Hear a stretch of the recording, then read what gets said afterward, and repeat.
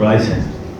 We're doing the Torah portion called Mishpatim, which means judgments and ordinances. I don't know why, but I really like that picture. 3 years for stealing my nose. Okay. That's my fault. Right. Psalm 97 verse 2 says this. It says, clouds and darkness surround him. Righteousness and justice are the foundation of his throne. Right. The word justice is the same Hebrew word for ordinance and judgment. So justice, or mishpatim, or the ordinances that we find in this week's Torah portion, are the foundation of his throne. So they're important. So previously in the Torah we had what people call the 10 Commandments, what we call the 10 words in Hebrew. And what happened was the people ran and hid from Jehovah because it was terrifying, just like Adam and Eve did. Next, they're instructed to build an altar so that their nakedness would not be uncovered, and that's just like Adam and Eve as well, because they were naked in the garden and needed a covering.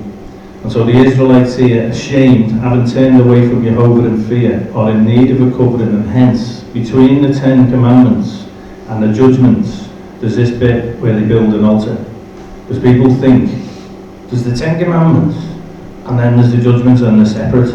But that's something you've got to get out of your head. It's not that at all. The fact that they ran and they were frightened, and that's why they built an altar.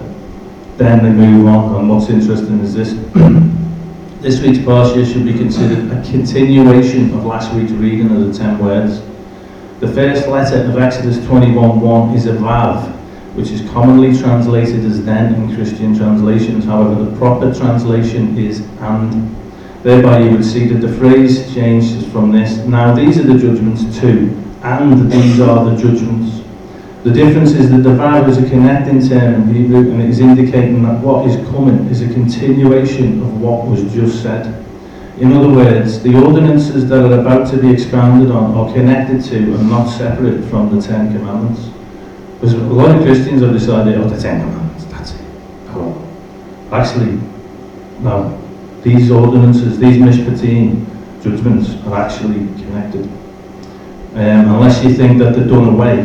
Psalm 119, 160 says, the entirety of your word is truth, and every one of your righteous ordinances endures forever. Every one. What? Yeah. Is that okay? Well, I thought I was supposed to, and I did. Okay. The first usage in Torah of the Hebrew word mishpat, which is the singular form of Mishpatim, is found in Genesis 18, where Jehovah is speaking of his friend Abraham.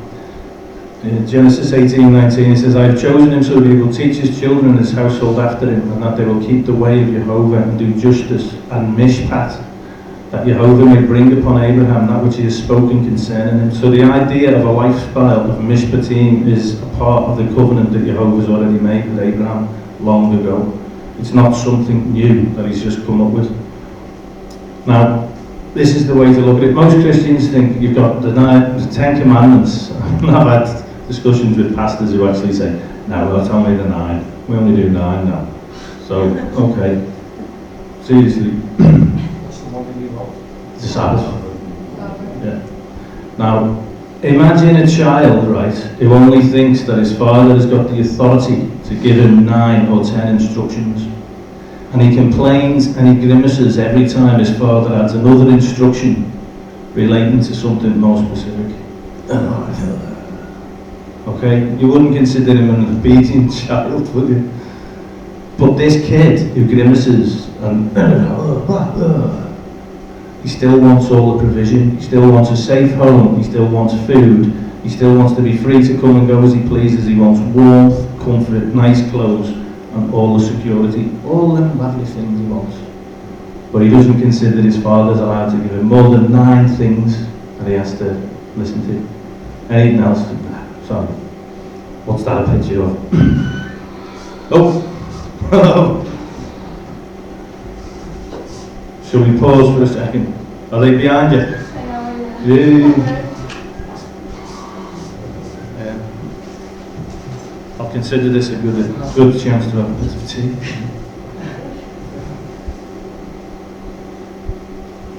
Oh. You haven't missed much, you only just started. Right. Mishpatim, the hieroglyphic word picture drawn for us by the three consonants of the verb root shafat, is that of tongues of fire, which is the sheen, which is the substance of Jehovah's spoken words and the manifest presence of Jehovah. Touching the lips, pei, which is the other word of man. Every letter, see, has got a picture, doesn't it? Goes into act in a way that constitutes bowing in submission to Jehovah's kingship, which is the letter tet. The verb root therefore means, in a Hebraic sense, speech which applies Jehovah's righteousness and essential morality for life-giving issues affecting his covenant people. For life issues affecting his covenant people. So they're important. And if you put mem at the beginning of it, mem has got this shape at the bottom that you can see here. People recognise it as flowing water. So if you add that to the verb root shafat, it means that the shafat type of speech is flowing and it's a part of a living, breathing relationship with ongoing communication. It's not just something stagnant. This is, wow, yeah, this is going somewhere. So the 10 words or the 10 commandments, which in Hebrew is Azareh Hadabiro, provide the outline. Not like a drunk. The Mishpatim and the mitzvah discourses that follow upon the heels of these provide all the text, the colour, and the images with which the outline is filled in. So they're kind of like just a precursor. Then you get all this, wow, all this detail. So I have the opposite attitude to most people. The more commandments I come across, the more happy I am. Because I think, that's good, the less I have to decide myself. Or rather, that God decides, because he's got more of a clue than me. Right, so to clarify, just so you know that there's no distinction between the Ten Commandments and the Judgements, and that they're joined. The Talmudic commentator Rashi explains this relationship between the Mishpatim of Exodus 21:1 and the Azareh Hadibro of Exodus 20, the Ten Commandments of Exodus 20 as a method of Hebrew grammar, saying, whenever the Torah uses the term Elah, i.e. these are, it means to negate what was mentioned previously. However, where, as is the case here, Torah uses the term Vele, and these are, it means to add to what was mentioned previously. So the judgments we're going to look at are not separate from the Ten Commandments, they just add to it. Rashi emphasises that the judgments which are the subject of this week's Torah reading in no way constitute a departure from the revelation of Mount Sinai, but are instead to be considered a natural outgrowth of it. So the purpose of the Mishpatim and the mitzvah discourses of Torah is to train us how to see things from his perspective and to begin to think like our covenant partner thinks. Starting now, the emphasis of the Torah is going to shift away from narrative, all these massive big stories and wow, is it amazing, aren't you? I love all that. But it's going to shift away from that a little bit to specific directions from Jehovah regarding what the lives of human beings Jehovah has redeemed and with whom he has cut a covenant are to look like and consist of. So from now on, most of our study will focus on what subsequent generations of mainstream Christendom have disdainfully labelled as the law. The law. Well, I've got that kid's face again. I don't know why. I'd like to meet him. Right, so there's a quote from William G. Bullock Sr.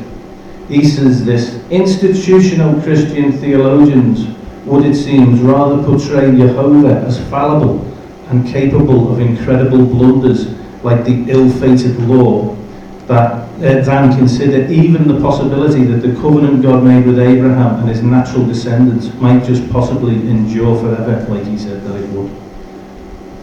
So what side of the fence are you on? On the side that says, you faffed up, didn't you? You big time faffed up there. Or do you think, hang on, no, this still stands like you said it would, forever. Right. And what they choose to characterise as the law is actually, if you look at it, John 1:1, in the beginning was the Word, and the Word was with God, and the Word was God. John 1:14 says, and the Word was made flesh and dwelt among us. So to reject the Word and dismiss it as the law is actually to dismiss the Messiah, which most people, sadly, do. And they run after somebody else who's a lot like him, but he's not the Messiah. Now, what does the scripture say about the law? And I think this is amazing if I've just lumped the lot together. It's a tree of life to those who embrace her, the delight and constant meditation of a man who is blessed. It's perfect, restoring the soul. Sure, making wise the simple. Right, rejoicing the heart. Pure, enlightening the eyes. True and righteous altogether. More to be desired are than gold, yes, much more than fine gold. Sweeter also than honey, and the extract of the honeycomb. The truth, holy, just and good. They're all descriptions of the law. This thing that people disdainfully turn down and run away from. So the ecclesiastical authority of the religion called Christianity has by and large chosen to view Exodus 21 through to the end of Deuteronomy as some kind of failed experiment. So all this bit that we're going to do in the Torah from now until we get back to Genesis 1, mostly Christianity goes, oh, it all went wrong, did it? I don't think we'll bother with that. And we don't see it that way, do we? Because we recognise that the law is precious, like the scriptures tell us that it is.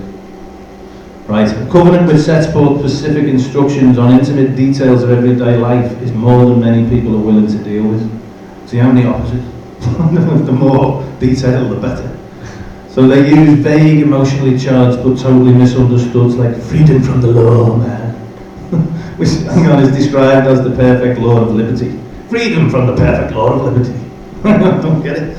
And they say things like, oh, living by the Spirit, living by the Spirit. To justify throwing out whole chapters, indeed whole books of the Bible. But living by the Spirit means living according to Jehovah's mitzvot and Mishpatim, that's his commandments and his judgments. Because it was the Spirit who wrote the mitzvot and the Mishpatim to begin with, and who caused them to be recorded and preserved as a guide for us.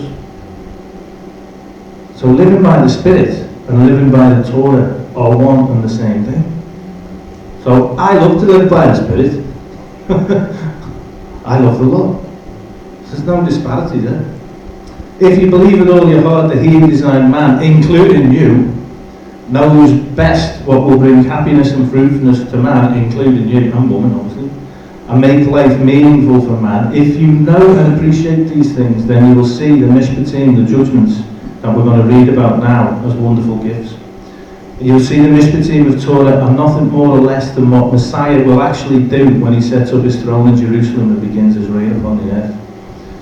So, what we've got is the 10 words was basically a preamble to the documentation of this betrothal, our betrothal to him. A much larger covenant document, JP pointed out last week, most people call it the ketubah, but it isn't actually. It's called the Shitra Eresin, and that's the detailed betrothal covenant documents. Now, we're just about to read, we've had the 10 words, the 10 commandments, we're going to read the rest of it, because the rest of it joined, it's all part of the same betrothal covenant. So, we're not the same people, are we? We were in Egypt, but we've come out, and we're all changed. Apply this is not just, talking about the people that we've just read about, who were in Egypt, with the plagues and that. It's us. We were in the world, Egypt represents the world. We've come out and we're changed, aren't we? We're going through a process of having our minds renewed. Right, for these people, it began back in Egypt with Jehovah's awesome display of signs and wonders, but it's still a work in progress. When you were in the world, the Lord got your attention somehow, and he went, hey, you. And you went, oh my word, you're amazing. He got your attention, but it's still a work in progress, isn't it? Now, the goal of the process is quite an impressive one. It's to totally restructure the way we think and to completely change our attitudes and approaches to the opportunities and the challenges that life brings our way. That's big. No wonder people get a little bit wobbly and they're like, what's going on? Because he's completely restructuring everything in your life. You've been a slave to sin all them years, and he's saying, no, I want to take you from that, I want to make you my bride. Got a bit of work to do again. What we're going to get there. So, from a Hebraic perspective, what is spoken of by Jehovah at Sinai is thus as distinct from commandments as marriage vows spoken under a huppah are distinct from military orders issued from a command post. If you see them as just do this, do that, you're missing the point. This is not what it's about at all. These are all spoken in love for a purpose. And when the Lord speaks, remember, things happen. He said, light be, and there was light. So when he speaks these words are powerful. So as a Hebrew bride to be, given a Shitra Eresan to study, that's the betrothal document. and to meditate upon, practice, day after day, week after week, month after month, in the course of preparing to be the bride her husband desires. So the community of the redeemed was given the 10 words, the Asherah Hadibro, and the synaptic Mishpatim, which are the judgments, to study, to begin to walk out in preparation for the Nisaron, which is the wedding ceremony, and then a life of intimacy with Jehovah. See, he's got a lot of work to do to get us to that point, but that's where he wants us to be. Hallelujah, what a great thing. So what we're going to look at is his attitudes on things. And we're going to start with poor people before we even go in. I just want to point this out. Jehovah sees poor folks and their circumstances differently than human beings, even redeemed human beings do, even those who know him and read his word. Now think of Jacob, who crossed over the Jordan River with just his staff and came as a beggar and lived for 14 years as a bondservant in the house of Laban. He was poor, wasn't he? And he ended up being the father of the nation, didn't he? Poor people are not very important to the mind of man, but they are very, very, very important to Jehovah. And you'll see this as you go through the scriptures. See, as we go through the scriptures, it's like he's revealing his heart to us. He's saying, this is who I am. Understand me, get to know me. Beautiful. We, like Messiah, are not to judge by the sight of our eyes, and we all do it. We all think, I wouldn't do that, but we do. Somebody comes in with a big nose like that, and it affects the way we treat people, doesn't it? We shouldn't, but it does. But we're not to. I'm not to do it by the hearing of our ears, but with righteousness, i.e. with the same mindset and principles that underlie these judgments that we're about to read. Now, we're going to mention slavery, and that which we call slavery in the scriptures, right, flows from the premise that it's better to work for someone else whom Jehovah has blessed than to starve or beg. It assumes it is more humane and godly for a man Jehovah has blessed to give a poor man work to do to earn his food than it is to give him a handout and turn him into a perpetual beggar. It's a completely different way than our system works. See, as we read these, we get to understand where God's heart at, and sometimes it may challenge us and make us go, but just understand who he is, and it starts to make sense. This is the cycle of civilization. Right, if we start at the bottom, okay, we've got abundance to complacency. We're all doing happy, yeah, marvellous. Then we go this way, we've got complacency to apathy. People just can't be bothered anymore. Then we get from that apathy to dependency. Dependency is not good, because dependency leads to bondage. Okay? I'm just going to ask, where do you think we are on the cycle? Because I'm pretty convinced we're here, dependency into bondage. We've got a society that has been led to be dependent upon a system that is just pulling the rug from under the feet. We won't give you that benefit anymore, we won't give you this and we won't give you that. And all these people who've been living in dependency are actually now finding themselves coming into bondage, and it will happen more and more and more and more. Now, in this other diagram at the top, where you probably can't see the cycle of society, this factors in as well greed and moral decline, which comes along with this complacency. And we definitely see a moral decline as well. It's all part of it, and it all leads to bondage.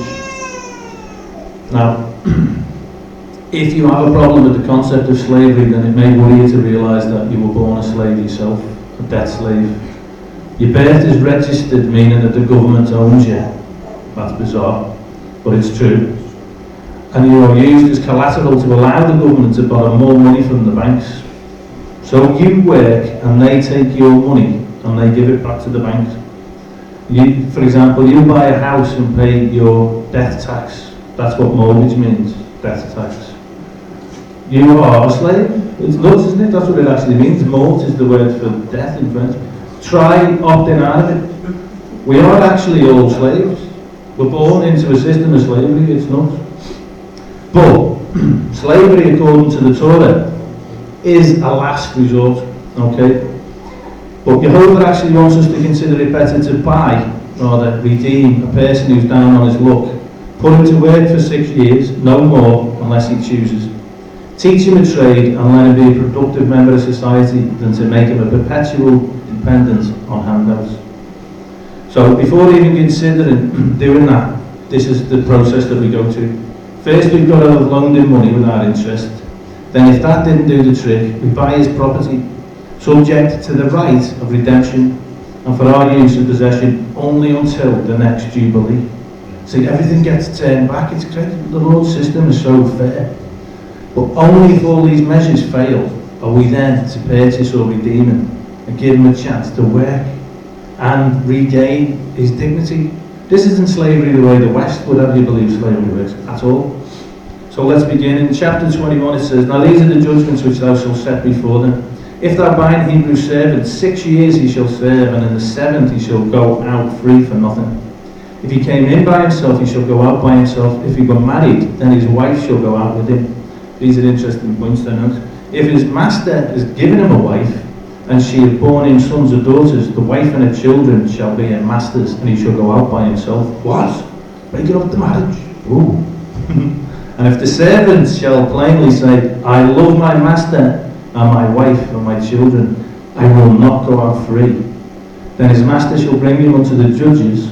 He shall also bring him to the door, or unto the doorpost, and his master shall bore his ear through with an awl, and he shall serve him forever. This is important.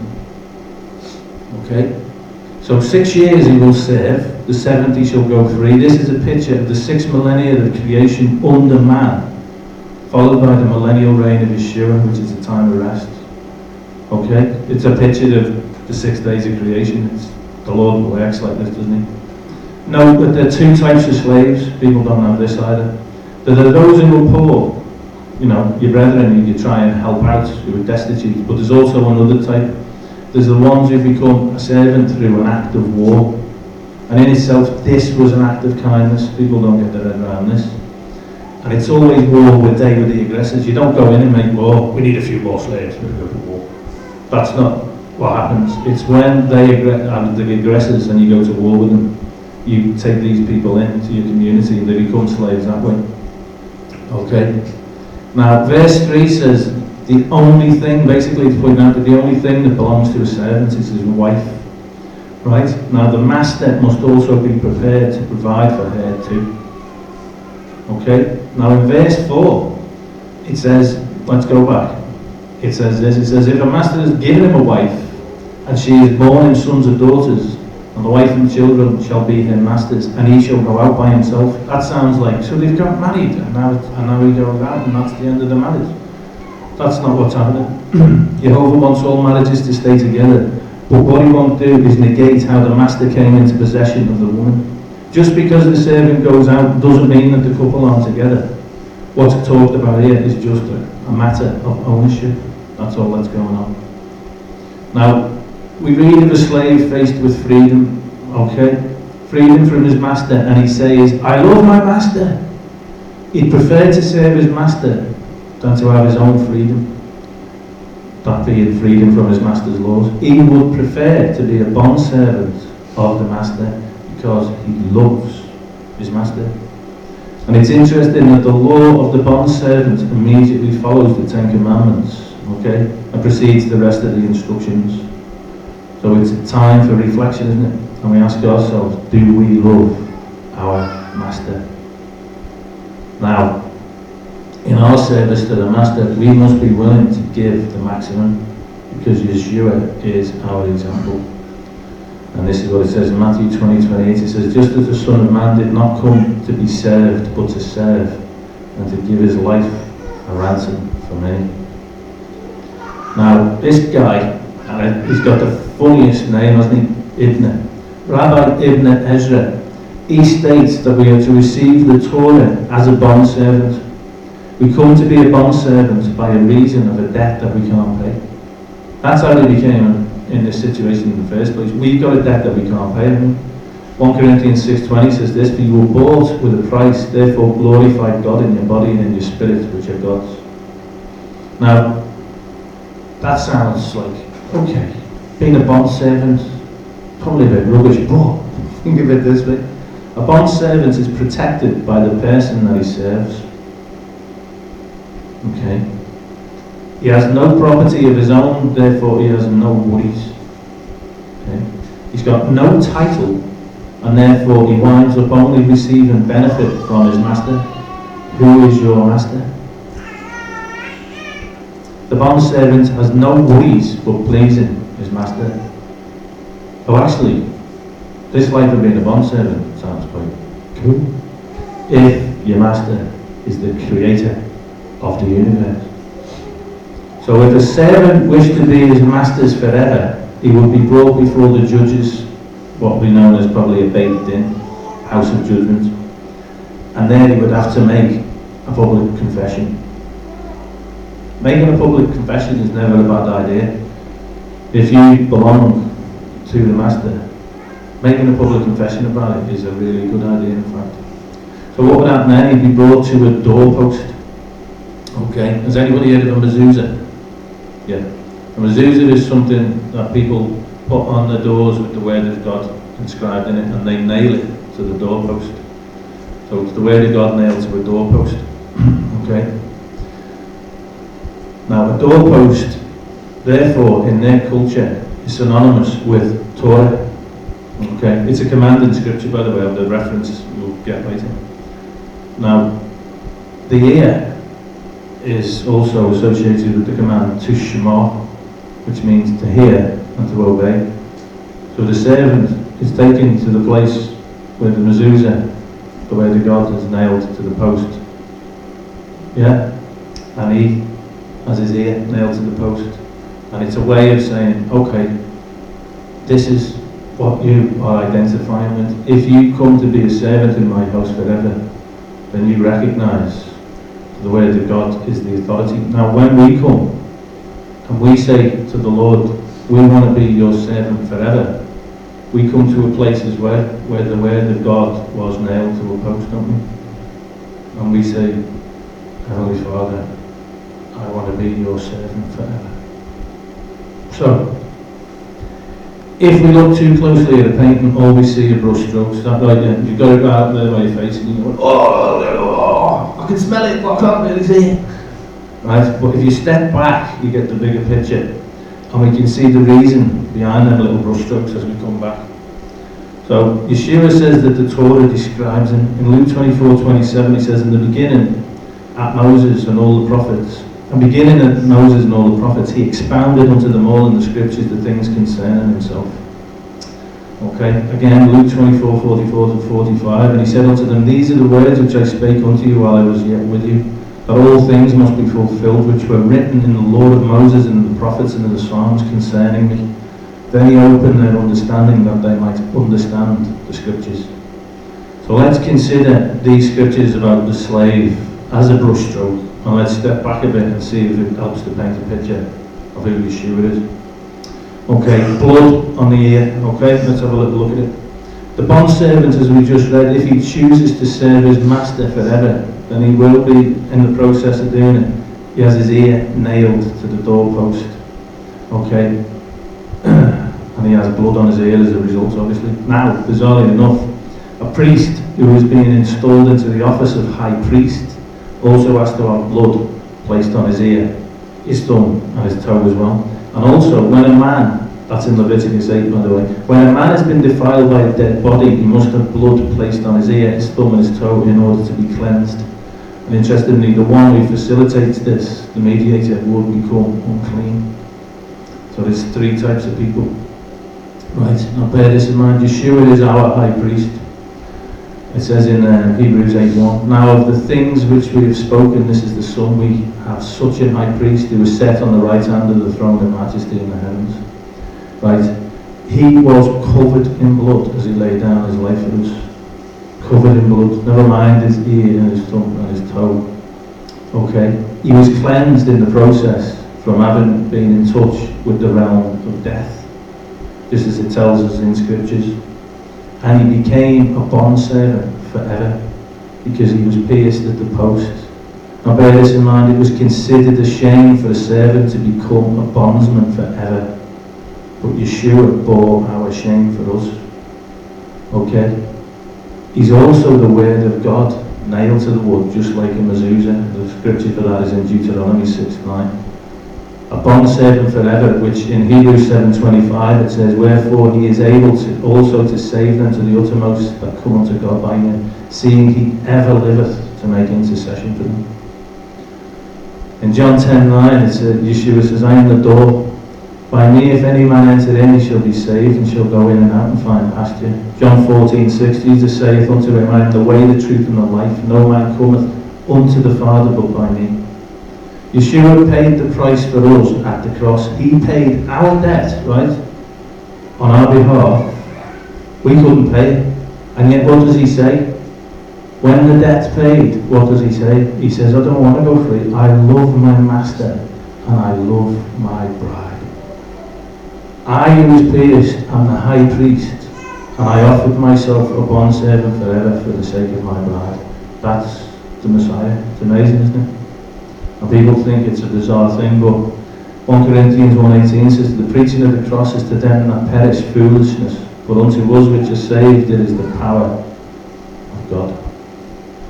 Now the house where our ear will be pierced, and we will commit to forever serving the Master, let it be this house in Isaiah 2:2-3. It says, it shall come to pass in the last days that the mountain of Jehovah's house shall be established in the top of the mountains, and shall be exalted above the hills, and all the nations shall flow unto it. And many people shall go and say, come ye, and let us go up to the mountain of Jehovah, to the house of God of Jacob, and he will teach us of his ways, and we will walk in his paths. For out of Zion shall go forth the law, and the word of Jehovah from Jerusalem. Look forward to that.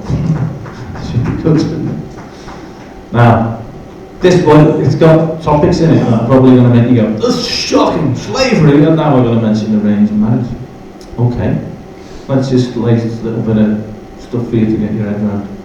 Unmarried women have virtually no way to sustain themselves. In such a world, the sooner marriage partners could be arranged for one's daughters, especially in poor households, the better. Now, just as responsible parents make plans for their children today, you know, like college funds and stuff like that, a father and a mother in past centuries would plan for their daughter's marriage. Now, this might offend us, the 21st century cool people, right? But there was nothing immoral or inherently evil in the process of the arranged marriage.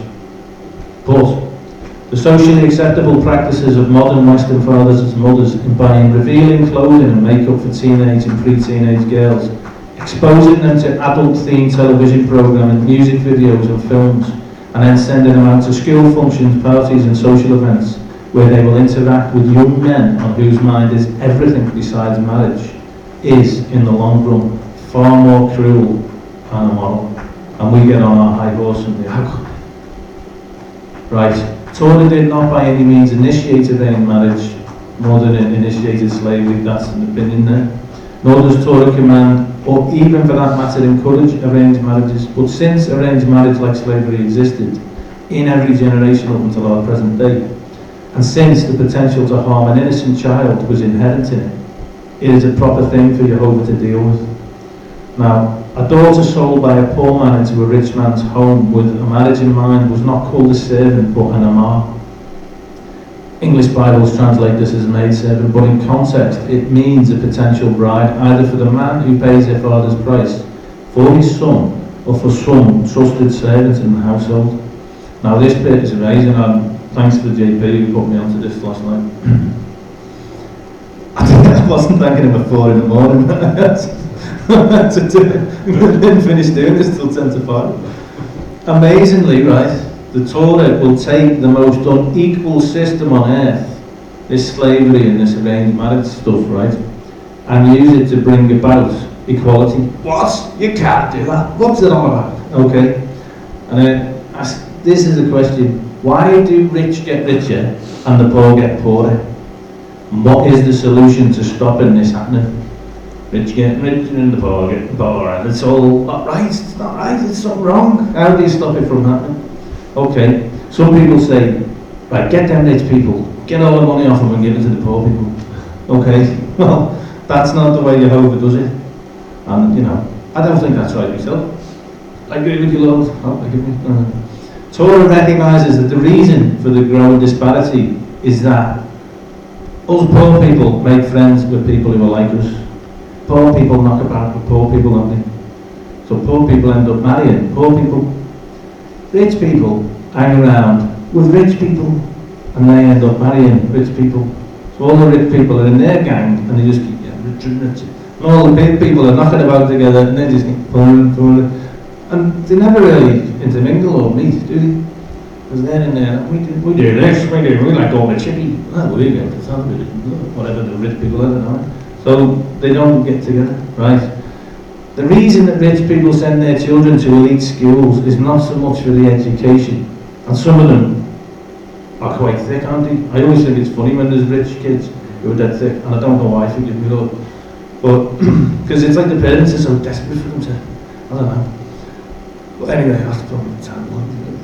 There's not much for the education, but why they go is for the bonds that they will make with other privileged children. That's why they go. And then they end up in adult life hiding each other, and they end up moving in all these right social circles and all the little cliques and stuff, and then they end up marrying well, and it all stays in this little group, doesn't it? That's why they do it. So a poor father says, how can my daughter have a better life? Right? Because all she ever does is knock around with poor people and losers and stuff like that, and how's it going to happen? So what he does is, he sells his daughter into the kind of family that he would wish his daughter to be a part of. Right? So right from the start, because she's considered a maid and somebody who's betrothed, she's got rights. She's treated as somebody who's betrothed and treated as a family member in an amazing house. Right? Much better than where she came from. Right? If things don't work out, this is the score, she can be redeemed by her father. But if she reaches the age of 12 and these people who took it in have got no plans and her future is not secured, then she basically goes free. But the chances are that if she doesn't displease them, right, she'll be married and she will become one of them. And then the dowry, right, the money will end up being the money that she was initially sold for. That's the dowry for her wedding. Okay, so actually this system is quite marvellous. She gets to go from having no prospects whatsoever to being moved into a household where actually she's treated like a member of the family from the word go, protected in the Torah by Jehovah's instructions, and then she is given the opportunity to marry into a circle that otherwise she would never ever have even come across if she lived in a society like ours. So equality is brought about not by redistribution of wealth, but by changing the social construct. It's equality through social bonds. And then of course the families are joined together, aren't they? This is how wealth is kept from going wrong in opposite directions. So it's more of a rights to riches thing than one of equality and justice. But people don't see it like that. I think it's great. Now, verse 7 says, and if a man sell his daughter to be a maidservant, she shall not go out as the men servants do. If she please not her master who hath betrothed her to himself, then shall he let her be redeemed to sell her unto a strange nation. He can't do that. He shall have no power to do that, seeing he hath dealt deceitfully with her. And if he hath betrothed her unto his son, he shall deal with her after the manner of daughters. This bit is interesting. And if he takes him another wife, okay, her food, her raiment, and her duty of marriage shall he not diminish. That's his husbandry responsibilities. So, if you're a husband or thinking of becoming a husband, you have a duty to your wife to provide her with food, clothes, and the duty of marriage is intimacy, basically. And if you do not these three unto her, then she shall go out free without money. Right. Jehovah shows us the value he placed on the lives of young, unmarried, unprotected girls and women, and he allowed the father to do the best he could to assure his daughter would live in a good household, not starve to death, and have the opportunity for a good life. But what he's doing here is he's putting a limit on how much suffering she would have to suffer if it didn't go well. So it is actually really fair. Now, this is the thing, we're not to walk in agreement with the world's endless stream of shifting philosophies, values and priorities, public opinion and popular causes. That's not what we're about. We're about establishing everything we do on the Torah and on his judgments. So, Let's read on. Verse 12 says, He that smiteth a man so that he die shall surely be put to death.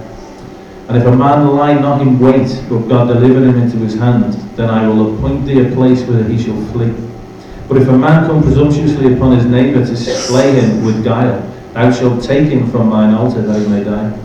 And he that smiteth his father or his mother shall surely be put to death. Right, so for a person found guilty of murder after a proper trial, the death penalty is not in Jehovah's eyes cruel and inhumane punishment. That's what he's saying. Verse 16 says, And he that stealeth a man and selleth him, or if he be found in his hand, he shall surely be put to death. So servanthood in and of itself is not evil, but forcible slave trade is. I notice there's a safeguard here as well, because Jehovah establishes the fact that not everyone accused of forcible slave trade is to be executed, only the people who are caught red-handed. Now, verse 17 is an interesting one. It says, And he that curseth his father or his mother shall surely be put to death. What? Do you want to be funny then? Our task is to honour those who gave his life, no matter what. Okay, now the Hebrew verb our English Bibles translate as curse is a form of the verb root call all. Now this verb doesn't mean curse in the modern English sense, i.e. doesn't mean that, calling your mum and your dad a bad name.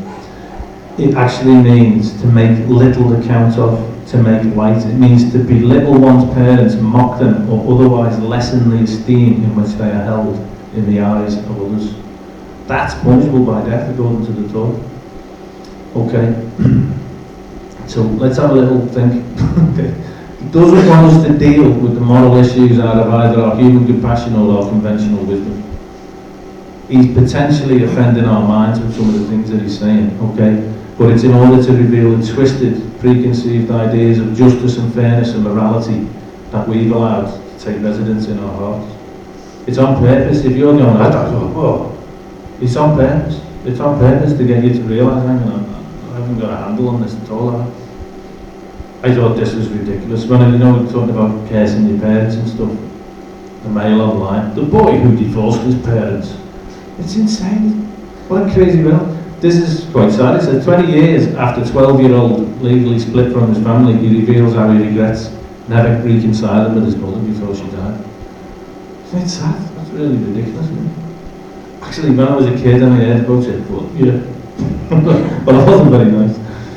Right, even if the father or the mother did not or does not hug or praise the son or daughter, or tell the son or daughter, I love you, as much as the son or daughter would like, Jehovah says that the son or daughter who curses him or her should still be subjected to a judicial order of capital punishment, just like a murder. That's how serious it is.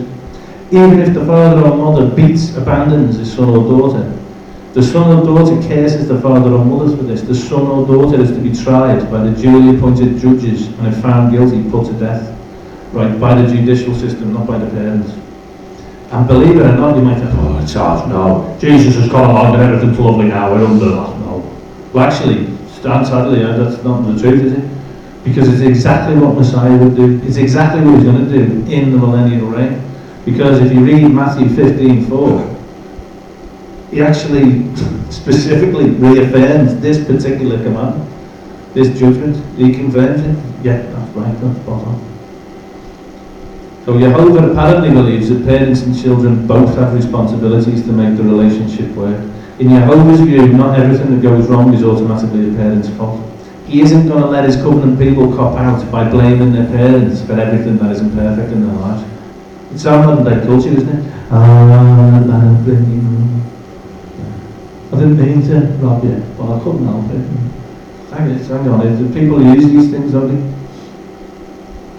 No place for whiny blame places. I've got Kevin the teenager up there, he's a good example, isn't he?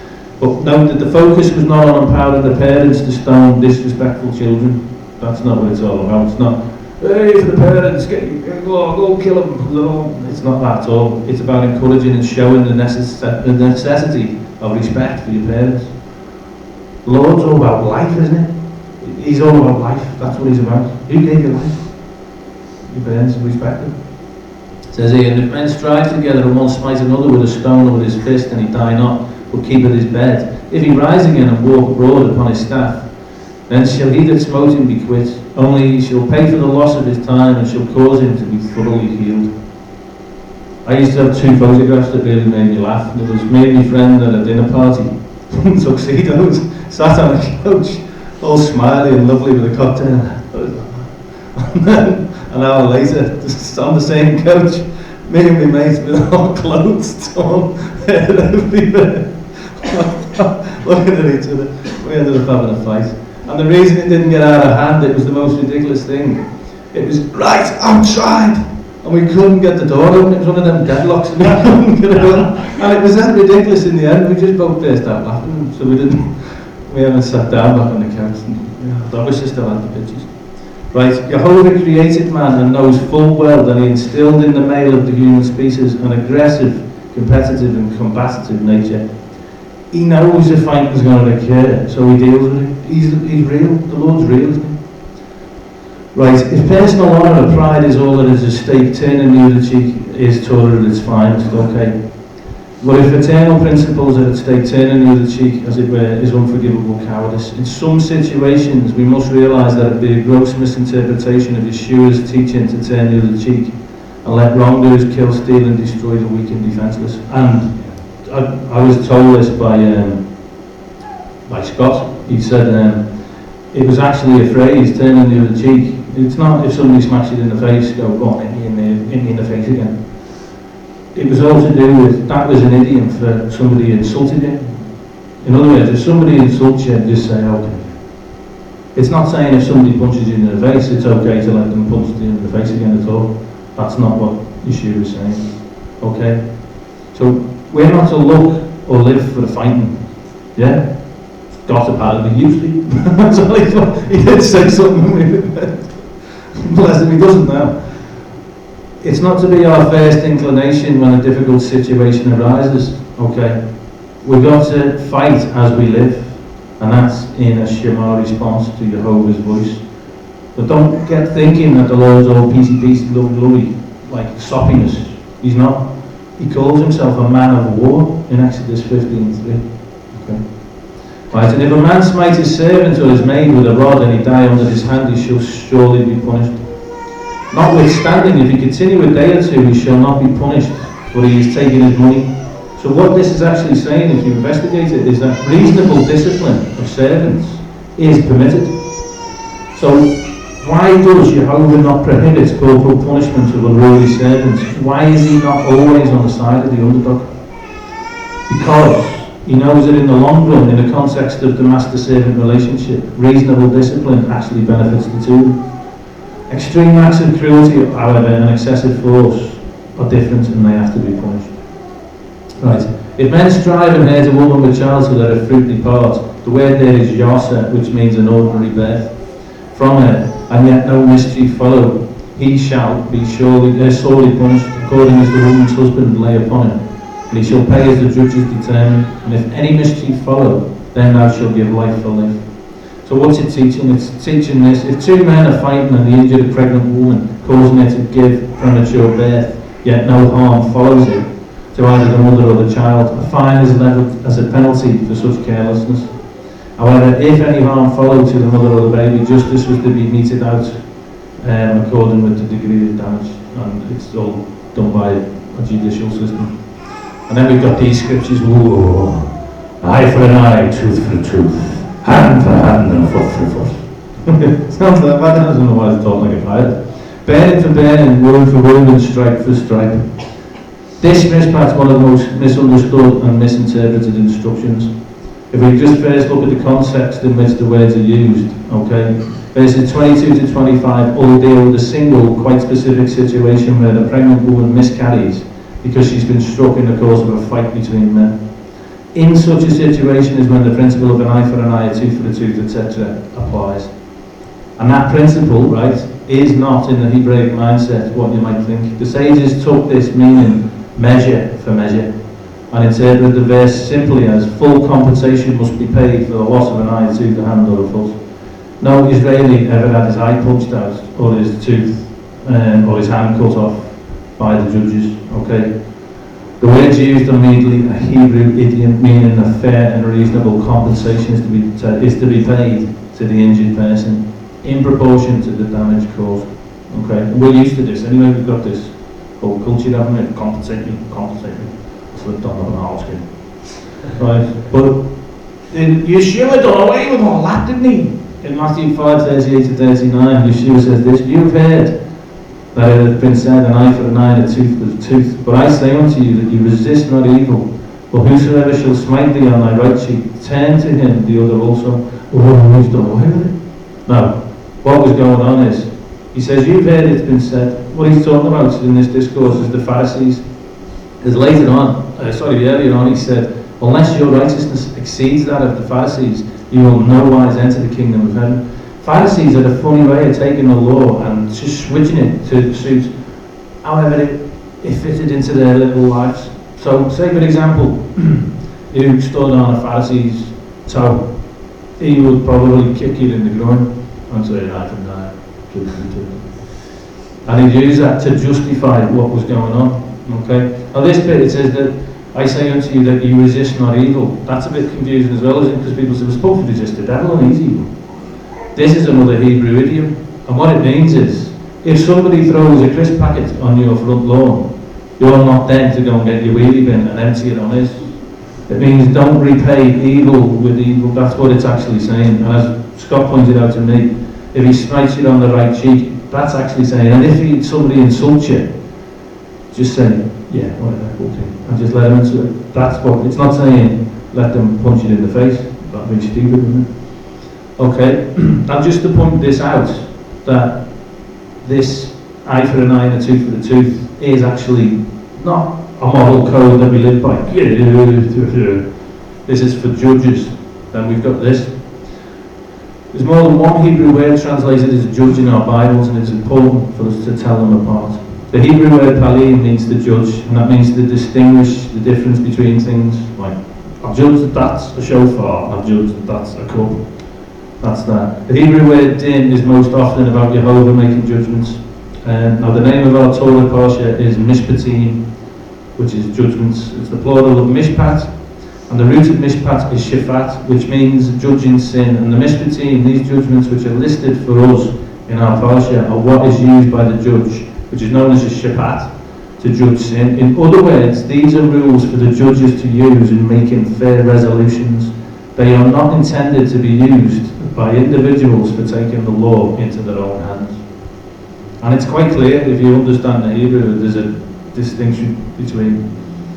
Right, verse 26 says, "And if a man smite the eye of his servant or the eye of his maid, that it perish, he shall let him go free for his eye's sake. And if he smite out his manservant's tooth or his maidservant's tooth, he shall let him go free for his tooth's sake." Wow. Right, and if an ox gore a man or a woman, that they die, when the ox shall surely be stoned, and his flesh shall not be eaten, but the owner of the ox shall be quit. But if the ox were one to push with his horn in time past, and it had been testified to his owner, in other words, if he knew he was a dodgy ox, it's like having a dangerous dog, I suppose, and he hath not kept him in, but that he hath killed a man or a woman, the ox shall be stoned, and his owner also shall be put to death. So you are responsible for that which is yours. If there be laid on him a sum of money, then he shall give for the ransom of his life whatever is laid upon him. Whether he have gored a son or gored a daughter, according to this judgment shall it be done unto him. If the ox shall push a manservant or a maidservant, he shall give unto their master 30 shekels of silver, and the ox shall be stoned. And if a man shall open a pit, or if a man shall dig a pit and not cover it, and an ox or an ass fall therein, the owner of the pit shall make it good and give money unto the owner of them, and the dead beast shall be his. Okay. Again, note that the Mishpatim are given to us not short of a foretaste of the kind of rulings Messiah will make in his millennial reign. It's not so much a case of, what would Jesus do? Which was the old bangle, isn't it? More a case of, what's he going to do when he gets there? Right, property. This is how the scriptures say it.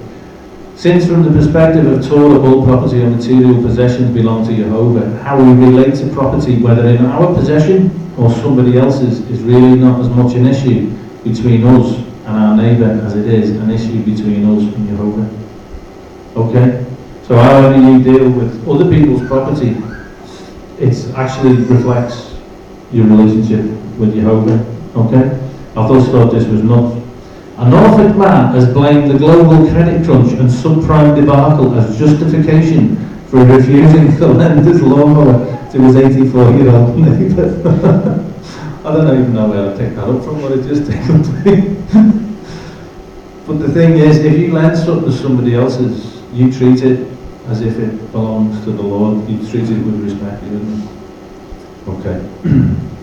We'll go for a little bit longer, then we'll have a break. And if one man's ox hurts another that he die, then they shall sell the live ox and divide the money of it, and the dead ox also shall they divide. Or if it be known that the ox is used to push in time past, and his owner hath not kept him in, he shall surely pay ox for ox, and the dead shall be his own.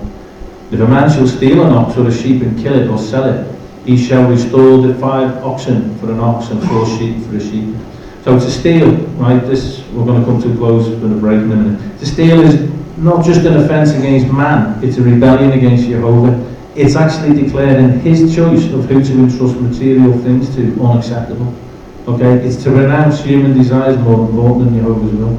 If somebody else has got something, it's because Jehovah decreed it to be that way. Right, the punishments, okay. The thief's hands are not to be cut off, he's not to be placed in prison, he is instead to be told exactly what it feels like to have something Jehovah entrusted to him taken away. The way that he took away from which Jehovah had entrusted to his victim, but only 5 times more. So if he took a sheep or a goat, he pays 4 times back.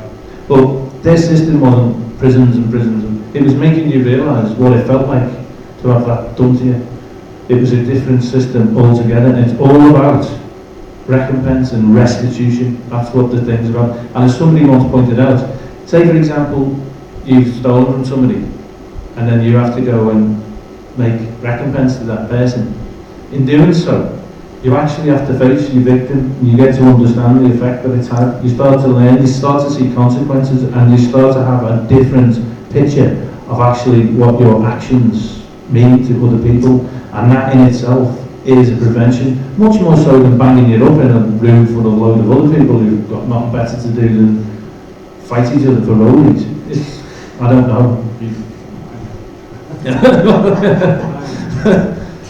Okay, we'll just do a couple more slides. If a thief be found breaking up and be smitten that he die, there shall be no more bloodshed for him. The sun be risen upon him, there shall be bloodshed for him. But he shall make full restitution. If he have nothing, then he shall be sold for his theft. If the theft be certainly found in his hand alive, whether it be ox or ass or sheep, he shall restore double. For ox or ass or anything like that, think something more like in our terms, like a car. And I'll put a picture of a fancy car up there for JP because he loves cars. Is it a good car? I think it's a Ford Capri that's been dollied up. I think it's quite good. It's definitely a good ox. It's an ox with probably the kindest face I've ever seen. And I looked at lots of pictures of oxes, but this ox has got the kindest face. Do you not think? It's lovely, isn't it? Okay. Right, we'll pause there anyway for now. I was going to do a few more, but we'll have a little break for some tea. Right. If a man shall cause a field or vineyard to be eaten, and shall put it in his beast, and shall feed in another man's field, of the best of his own field and of the best of his own vineyard, shall he make restitution. Right, if fire break out and catch in thorns, so that the stacks of corn or the standing corn or the field be consumed therewith, he that kindleth the fire shall surely make restitution. Restitution is a big part of this. If a man shall deliver unto his neighbour money or stuff to keep, and it be stolen out of the man's house, if the thief be found, let him pay double. If the thief be not found, then the master of the house shall be brought unto the judges to see whether he have put his hand unto his neighbour's goods. For all manner of trespass, whether it be for ox, for ass, for sheep, for raiment, or for any manner of lost thing which another challenges to be his, the cause of both parties shall come before the judges. And whom the judges shall condemn, he shall pay double unto his neighbour. If a man deliver unto his neighbour an ass or an ox or a sheep or a beast to keep, and he die or be hurt or driven away, no man seeing it, then shall an oath of the Lord be between them both, that he that put not his hand unto his neighbour's goods, and the owner of it shall accept thereof, and he shall not make it good. And if it be stolen from him, he shall make restitution unto the owner thereof. If it be torn in pieces, then let him bring it for witness, and he shall not make good that which was torn. And if a man borrow aught of his neighbour, and it be hurt or die, the owner thereof being not with it, he shall surely make it good. So be careful when you borrow things of people. But if the owner thereof be with it, he shall not make it good. If it be an hired thing, it came for his hire. If a man entice a maid that is not betrothed, and lie with her, he shall surely endow her to be his wife. Okay? That's an interesting one for the 21st century, isn't it? If her father utterly refuse to give her unto him, he shall pay money according to the dowry of virgins. Okay, in Jehovah's way of thinking, as revealed in the Torah, a young woman was expected to remain what's known as a betula, which is a virgin until her wedding. If she was discovered on a wedding night not to be a betula, the marriage arrangement could be voided. The standard bride price for virgins, the sages tell us, is 50 shekels, and this was intended to be approximately the amount of money it would take for an ordinary person to live for a year. I just want us to consider again the price that was paid for us. Far greater, obviously. Now, you'll note that Jehovah places the responsibility and the penalty for premarital, extramarital relations between a man and a woman squarely on the shoulders of the man. What? The girl or woman will have spiritual, personal and familial consequences with which she will have to deal. But Jehovah makes it clear that the man is the one who is to take the initiative in righting as far as possible the spiritual and moral wrong that has been done. Irresponsible pursuit of passion is, in the Holy One's kingdom, expected to be extremely expensive. I've just put, I wonder what nightclubbing would look like. This is a completely different thing, isn't it, than what the world's doing out there. Right, men and women, Jehovah expects and completely empowers you, because he does, to submit to his lordship the hormones and emotions which he placed within you for a later day in a different circumstance. Right, he expects you to resolve early on to place reasonable limits on every physical and emotional or social urge associated with your maleness or your femaleness, to realise the effects of your behaviour on others around you and to behave responsibly, to abstain from wearing revealing or sexually suggestive clothing, whatever the rest of the world might be wearing, to abstain from sexually orientated conversations, whatever the rest of the world might be talking about, to abstain from sexually orientated entertainment, whatever movies, television shows, web pages, music videos, whatever the rest of the world is raving about, to see others, including attractive persons of the opposite gender, through his eyes of compassion and concern, as precious daughters or sons of the Most High God, instead of as objects for the fulfillment of your romantic fantasies or your animalistic urges. Right, we're bombarded with garbage, aren't we, in the world? Bombarded with it. Psalm 101 verse 3 says this, I will set no wicked thing before mine eyes. I hate the work of them that tear aside. It shall not cleave to me. We have to make an effort, don't we? The Lord expects it of us. Right, thou shalt not suffer a witch to live. I'll put up a load of things there. Spells and sleeping bags. Teen witch, the teen spell book, the craft. The girl's book of spells. This is, the world that we live in now. It tells us here we should not suffer a witch to live. This is serious. Whosoever lieth with a beast shall surely be put to death. Well, thank goodness the torn has been done away with. Nobody's going to argue with that, are they? He that sacrificeth unto any god, save unto Jehovah only, shall be utterly destroyed. This is serious, isn't it? Really serious. You can nod your head and agree with, oh, yeah, that's terrible with animals. Well, hang on. We either accept all his law or there's no point. Don't suffer a witch to live. And if anybody sacrifices to any other god, they should be utterly destroyed. Right. Now, there are protected classes, categories of people who are especially vulnerable to oppression and mistreatment, and whose well-being is therefore watched over jealously by Jehovah. And he wants us to watch over these individuals too. The foreigner, the widow, the fatherless, and the poor. Got a soft spot for them, and where to have as well. Thou shalt neither vex a stranger nor oppress him, for ye were strangers in the land of Egypt. You shall not afflict any widow or fatherless child. If thou afflict them in any wise, and they cry at all unto me, I will surely hear their cry. Okay, there's a warning here. and my wrath shall wax hot, and I will kill you with the sword, and your wives shall be widows, and your children fatherless. Okay, that's a serious word, isn't it?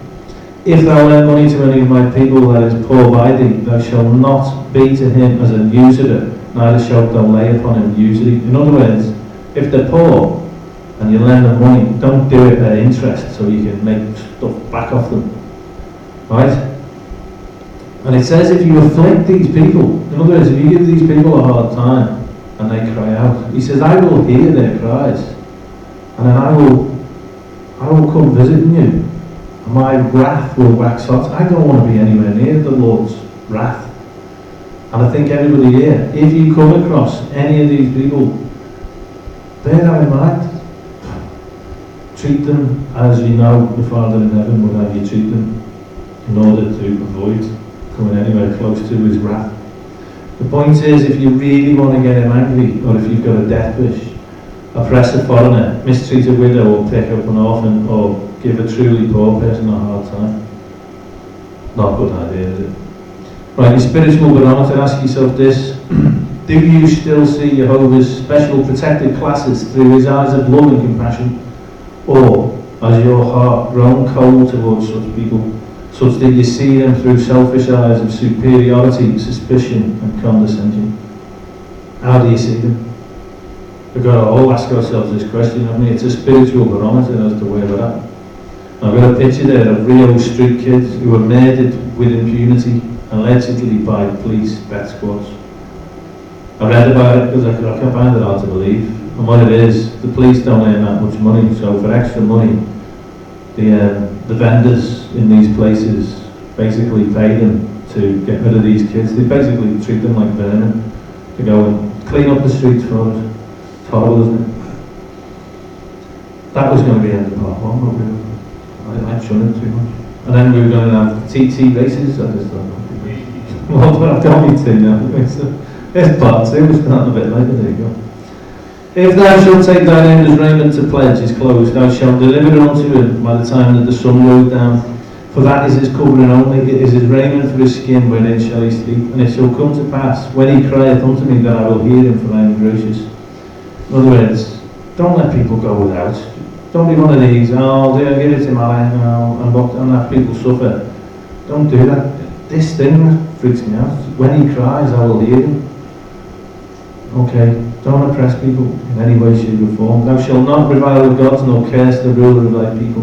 Thou shalt not delay to offer the first of thy ripe fruits and of thy liquors. The firstborn of thy son shalt thou give unto me. Likewise shalt thou do with thine oxen, with thy sheep. 7 days it shall be with his dam, and on the 8th day shalt thou give it to me. See, the Lord, we've got to recognise that everything that we get comes from him. Everything that we get. And all he asks us to do is to recognise that by giving him back the first fruits. And he says, if you do, I'll just keep giving you and giving you, because I look at you and go, you've got it, cool, I'll just keep blessing you.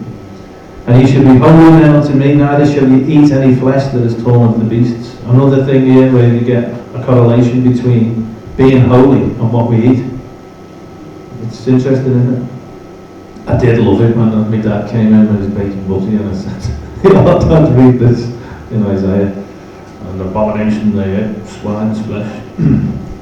It's quite funny. He doesn't eat it anymore. Praise God.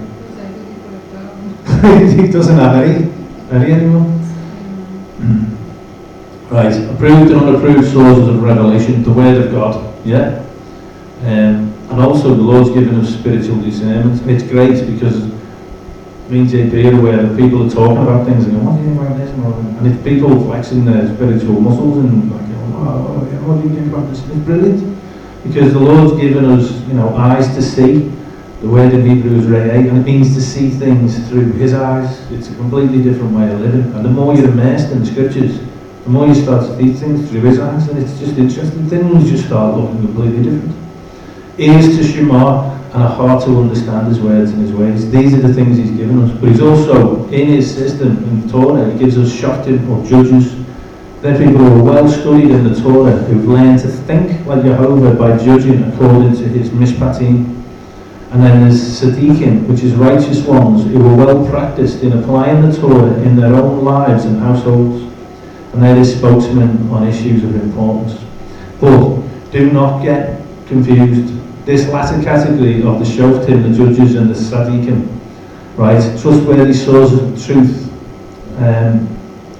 right, don't get them confused with elected or appointed spokesmen of either religious groups, movements or political organisations, because these people are very seldom found in favour in any religious organisations. Sad but true. Now, to be avoided are gossips and hirelings. We've had a teaching on Lashon Hara, evil tongues, so we won't go there, but a hireling, what's one of them? Well, Jehovah knows and wants us to know that political, religious and media personalities, however well-intentioned, have an agenda, an ulterior motive for whatever they say. Such people, whether they mean to or not, cannot be trusted to handle the truth in any meaningful way because they simply have too much personal kingdom and influence at stake. That's an interesting thing to take note of, isn't it? Now, we have to be careful what we watch for our sources of truth and what we listen to, not to get too taken in with things, you know, because the Lord's given us all these other ways of discerning truth, His word, and an ability to see through His eyes and to listen. So we be careful what we watch. Recognise that some people in positions, you know, they might be well intentioned, but they might kind of miss things because they have got a lot riding on the position they've been placed in. Now, careful also that you never let ministry commitments or somebody else's ministry get in the way of a lifestyle of worshipping our Creator. At the end of the day, we've all got to remember, this is all, what we're doing here is we're learning the Lord's heart. And it's all about getting to know Him and spending time with Him and being personal with Him. This is a personal relationship that He wants to have with us. An intimate relationship. When He says He wants to know, is the word is yada in Hebrew. That's the intimacy a husband and a wife have together. So the Sabbath's a beautiful time because it's a time when basically He's saying, you and me, babe, come on. It's basically, it's a love time, isn't it? Just a special time. It's lovely, it's a gift. Now, chapter 23, thou shalt not raise a false report. Put not thine hand with the wicked to be an unrighteous witness. Thou shalt not follow a multitude to do evil, neither shalt thou speak in a cause to decline after many to wrest judgments. Ooh, the majority. Ooh. Okay, don't get caught up in the way of the majority. Covenant with Jehovah means trusting in Him, okay, to advise us regarding what's important. Fairness and justice based upon truth matter more than who we want to win or who the majority thinks is right. Him, we trust Him. Doesn't matter what the majority is doing. Now, in a democracy, the will of the majority is all important, but Jehovah's word tells us whether we want to hear it or not. The majority's voice is seldom, if ever, going to be in harmony with His voice. Jehovah's people must always be prepared to go against the flow. However politically incorrect that might be. Why? Just to be different? No. Because the way of thinking of the majority tends to lead to disaster. And I've got to put some things up here. Most people in this country probably think gun control is a great thing. But hang on. All the mass murderers of modern history would agree with you on that. Now, most people in this country think keeping the Sabbath a bit stupid. But actually, I'd rather be in the minority. The minority does, by the way, include Moses, Nehemiah, Yeshua, Paul the Apostle. Also, most people in this country think that abortion's fine. Okay, they want to protect rainforests, whales and trees and bald eagles, but they don't want to protect unborn babies. Okay. Be prepared to go against the flow. Neither shalt thou countenance a poor man in his course. This is interesting as well. Jehovah also cautions us not to be respecters of persons, nor are we to play Robin Hood. I was in and played Robin Hood when I was a kid, and I was the sheriff of Nottingham. I remember it, I faffed it up. It was quite good fun. Right, so we're not to take from the rich and powerful to give to the poor in an attempt to enforce our own view of social justice. We see what we consider as injustices in the world. It's shocking, right? And we think we can fix them if we could just take a little bit of that money over there, a bit of their money and give it to these people over here. Okay, but the Torah tells us that we actually respect the rights of both the rich and the poor. Okay, the powerful and the powerless. We're to respect both. Jehovah expects us to trust him instead of our own sense of societal right and wrong, to redistribute the wealth as and when necessary. That makes perfect sense to me. This does not mean that our covenant partner, right, does not care about social injustice. What it means is that the standard of social justice we are to follow is the Torah and nothing more. Jehovah has entrusted to us to assist the poor and explains precisely how we are and how we're not to do so. If we do it his way, we bring honour to him and not to ourselves. Okay? Torah's got these ideas. There's things like set aside the corner of your field, gleanings of the harvest, making no interest loans, and accepting the servanthood of the destitute brother, and the third year tithe for the benefits of the needy. Right, verse 4 says, if thou meet thine enemy's ox or his ass going astray, thou shalt surely bring it back to him again. Now, we know that these Mishpatim are given within the community of Israel, so who is the enemy? Who is the enemy? Scott was telling me before, he's a font of knowledge, this fella. There's 6 different words in Hebrew for enemy. This isn't talking about your macrocosm type enemy, your evilness or out there. This is a different thing altogether. This is talking about your brother or your sister who you might have felt falling out with him. It's a completely different thing from the person who wants to come down with a sword and stick it in you and then run off with your wife and your kids. It's not talking about that at all. This is talking about somebody you may have just fell out with, because the Lord's real. He understands. We might rub each other up the wrong way now and again, and it happens, doesn't it? So the Lord legislates for it. Now, in an ideal world, that people do not hate each other, the Torah considers that people go through phases. It's just common sense, isn't it? But it's hoped that this little deed of working together with your enemy would eventually lead to the removal of hatred and the reconciliation with your brother in accordance with scriptural demand. Because Leviticus 19:17 says this, you shall not hate your brother in your heart. And if anybody ever does have that kind of, don't hold it inside. Go to your brother. It's the worst thing you can do. It just turns into malice, it turns into a grudge, and it affects your relationship. Go to the person and just say, okay, this is what we had to resolve it. Scripture is all about making reconciliation. Now, verse 5 says, if thou see the ass of him that hateth thee lying under his bed, and wouldest forbear to help him, thou shalt surely help with him. Okay, so many have been falsely led to believe that Messiah started a new religion that is teaching about loving our enemies. Bear in mind, this isn't the people who want to come in and chop your head off. Torah has always told us that one of the true tests of whether we love him or not is how we deal with our enemies and those who hate us. And again, hate and love in scripture is a completely different concept. To love somebody is to choose somebody. If somebody hates you, it means that they just don't particularly choose to be with you.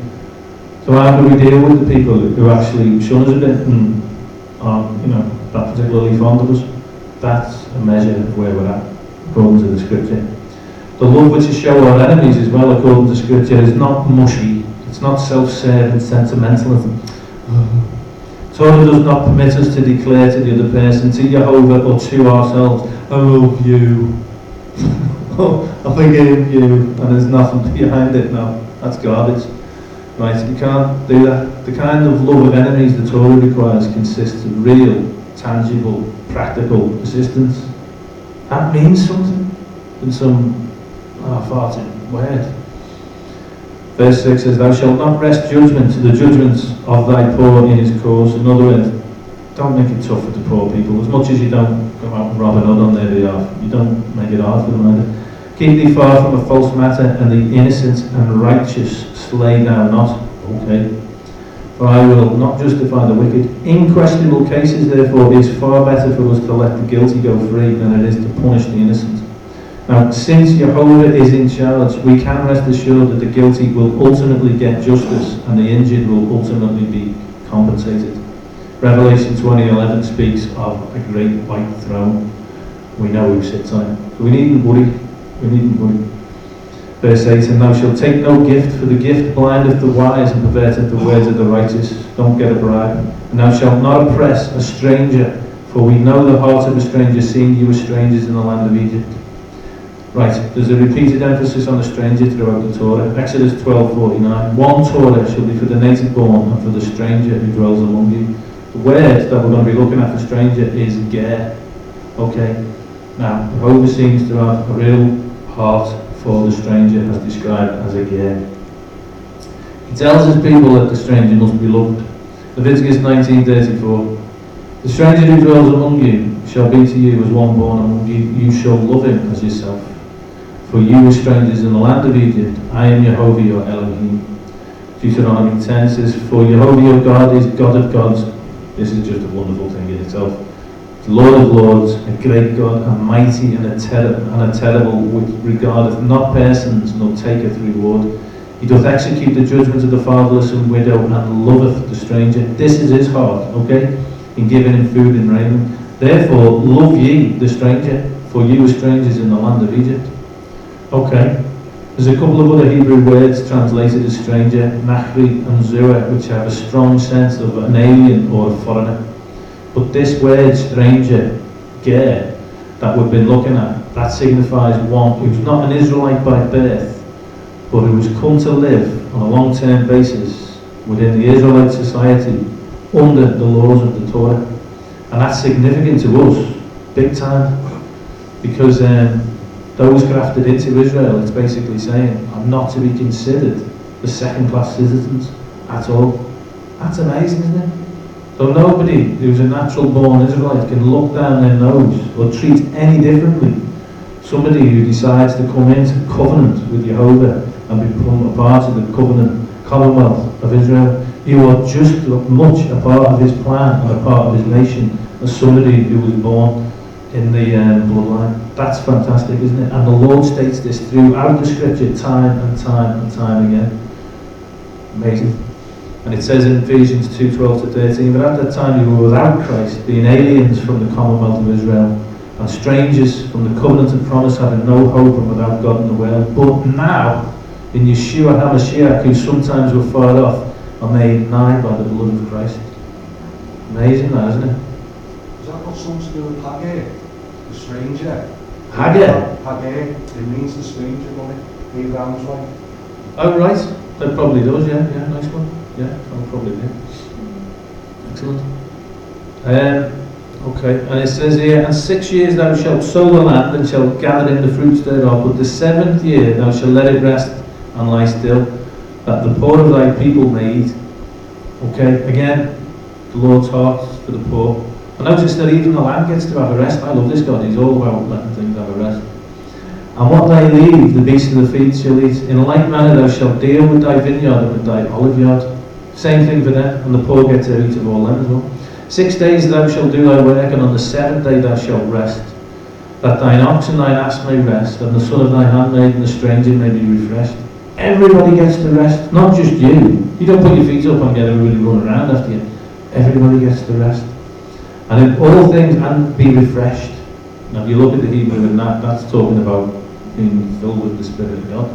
And all the things that I have said unto you, be circumcised, and make no mention of the name of other gods, neither let it be heard out of thy mouth. That's an interesting one to me. Make no mention of the name of other gods. We do it all the time, don't we? And that concerns me. That sometimes when we teach, we have to mention the names of other gods, and I'm just wondering, I must be missing something here, or if anybody else wants to look into it and get back to me on it. But it concerns me, because even like if we mention Easter, we're mentioning the name of another god. 3 times thou shalt keep a feast unto me in the year. I'm going to go through these quite quick, but we will do teachings on these, especially the Feast of Unleavened Bread that's coming up. Thou shalt keep the Feast of Unleavened Bread. Thou shalt eat unleavened bread 7 days, as I commanded thee in the time appointed in the month of Abib. For in it thou camest out from Egypt, and none shall appear before me empty. And the Feast of Harvest, the first fruits of thy labours, which thou hast sown in the field, and the Feast of Ingratitude, that's Shavuot, and the Feast of Sukkot, which is in the end of the year, when thou hast gathered in thy labours out of the field. 3 times in the year all thy males shall appear before the Lord thy God. Interestingly, in the Hebrew it says that. I could attempt to say, yeah, cold or that. But actually, how it's translated straight from the Hebrew is all your males are to come to a face-to-face meeting with Jehovah your God 3 times a year. That's quite amazing, isn't it? Okay. Whoa. The feast's an important man. It's a big one, isn't it? Right. Part of what we are called upon by Jehovah to do in this life is to reconsider our relationship with the phenomenon we call time. He gives us instructions on how to sanctify time. That means to set it apart and make it holy, make it different than all the rest of the time. He has set mile markers along the way, and these are the Shabbats, and then the feasts, which are prophetic rehearsals for the Messianic kingdom. Now, the dates we are instructed to set apart, to sanctify, have never changed, and they're never going to change. And here is Patek Philip Henry Gray's super complication exclusive pocket watch. It costs £11 million dollars. This is nuts. I think he's with this company, Hewitt and Packard or something. Right. This guy and his mates were just dead rich, and the other competition who was going to own the most complicated, expensive watch. This is back in the 20s, right? And this fella wouldn't be outdone, and he won with his super complication exclusive pocket watch. Crackers, isn't it? $11 million. Things like that, just weird. Verse 18.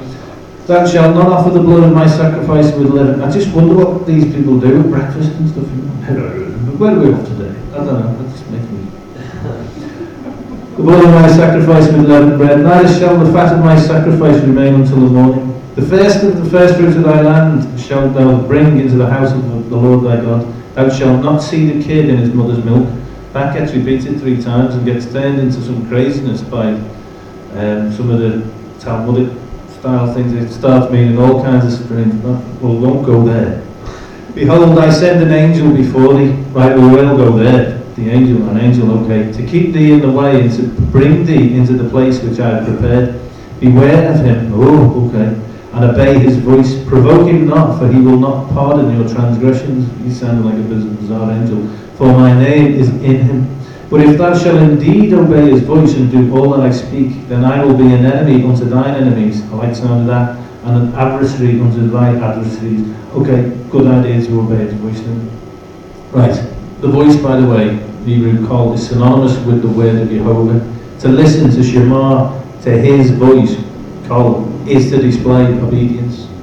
Exodus 19:5. Now therefore, if you will indeed obey my voice and keep my covenants, then you shall be a special treasure to me above all people, for all the earth is mine. Okay? His voice and his word are inextricably linked. You want to hear the voice of God? Get your Bible out and go like that. Ooh, start reading. Okay, Deuteronomy 4 says this: when thou art in tribulation, it's telling us that prophetically we will return in the end times to his voice, i.e. his word. When thou art in tribulation and all these things are come upon thee, even in the latter days, if thou turn to Jehovah thy God, and shall be obedient unto his voice, in other words, Shema, his word.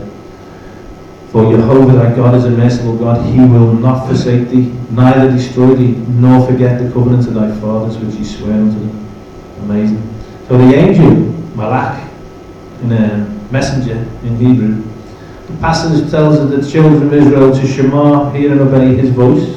We are told that the Almighty's name is in him, and if they are rebellious, the messenger angel will not forgive them. Right? In response to their obedience, this messenger angel will also protect them from their enemies. This is no ordinary angel, is it? Angels do not have the authority to forgive sin. This angel messenger is not said to merely act in the name of Elohim, but it says that his name is in him. All the implications point to this angel being divine.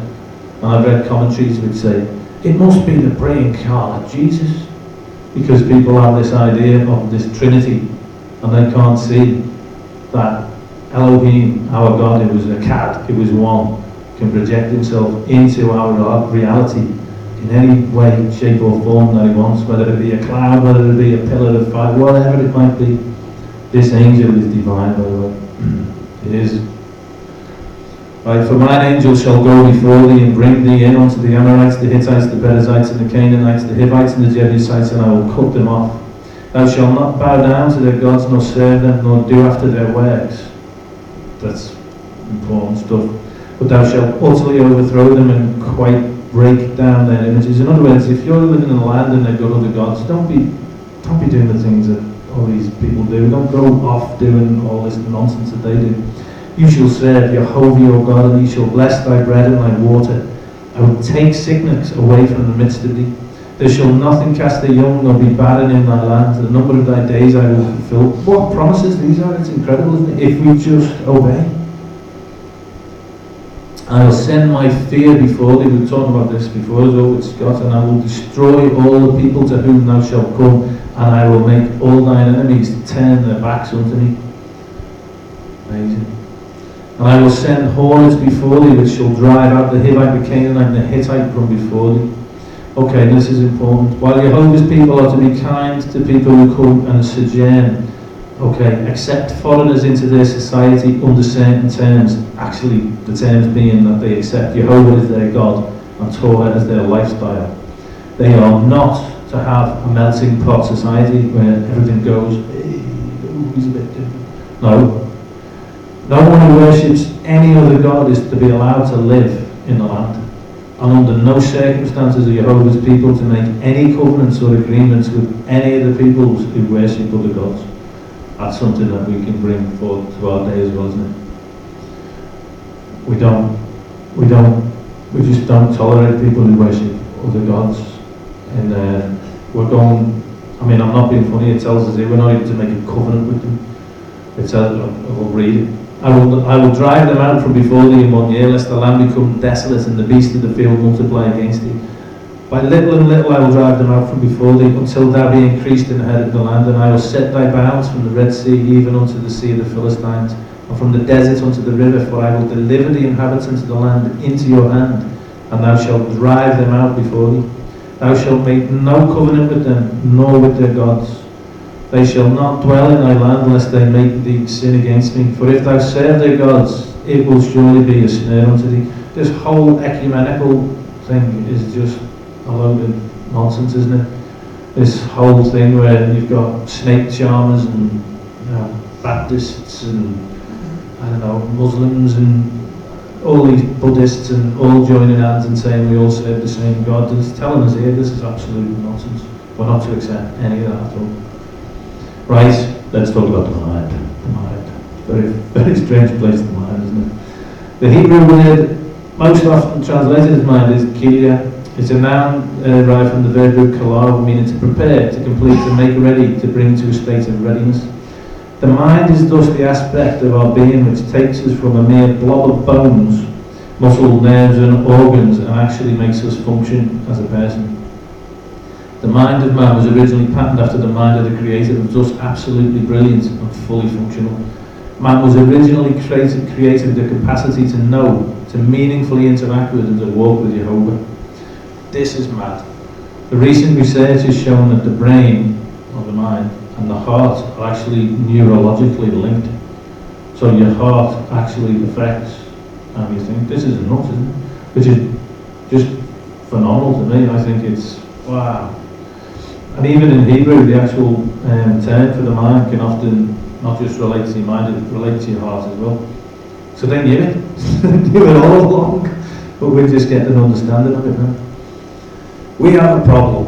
We have a disease of the mind. We've come dumbed down. Our mind is corrupted and our thinking is futile. Generations of immersion in pagan culture have, of course, dulled our spiritual senses, but that's not the worst part. They've also polluted our sense of what life on earth should consist of. That's involved, isn't it? People, no idea why they're here. We were created to be in a relationship with the Almighty. And people have no concept of that whatsoever. Now, I love that baby's face, by the way. Two of the quickest acting contaminants of the human mind are offence or forgiveness, but another is worry, because shalom or peace cannot dwell in the same mind. And another highly toxic form is any fear, basically. These are all things that contaminate your mind. But every bit as damaging over the long term as things like self-righteous judgmentalism. Terrible. Uncontrolled overindulgence of a physical appetite, desire or lust. Add to this mind-numbing media overload, sensuality-focused entertainment, music, creative, suppressing educational and religious systems. Educational systems are creativity suppressing, by the way. Violent games, pagan holiday celebrations, a society that celebrates death, darkness, that calls good evil and evil good. You end up with a mushed up mind, seriously in need of renewing. And I like that baby's face too. Mind renewal thus far. If we look through the story, the narrative we've had, through the plagues, Jehovah's gradually won our awe, our admiration, our affection and our trust with wonderful deeds. We kind of like in the world, he gets our attention too, as I said before, and it's like, wow, you're amazing, you're brilliant. Then what happens is, he takes us through the desolate bit of the desert. Really, but he does that so that he teaches us to trust him for even the basics of life, like food and water. Then we have the manifest glory of his divine presence under the hoopah of betrothal, where he makes his intentions concerning us known to us. We're like, oh, wow, this is what he's promising. We become aware of, wow, who he is and what our relationship's all about. And we're like, this is amazing. And then the next stage is what we're going through now, which is the Mishpatim, which teaches how to think like him and how to start approaching real life situations the way that he would. And we simply, this is what we do, we simply follow the leader with childlike faith, and he's the leader. And this is the stage we're at now, isn't it? We're looking at these judgments because we want to know how he thinks about things. Where's he coming from?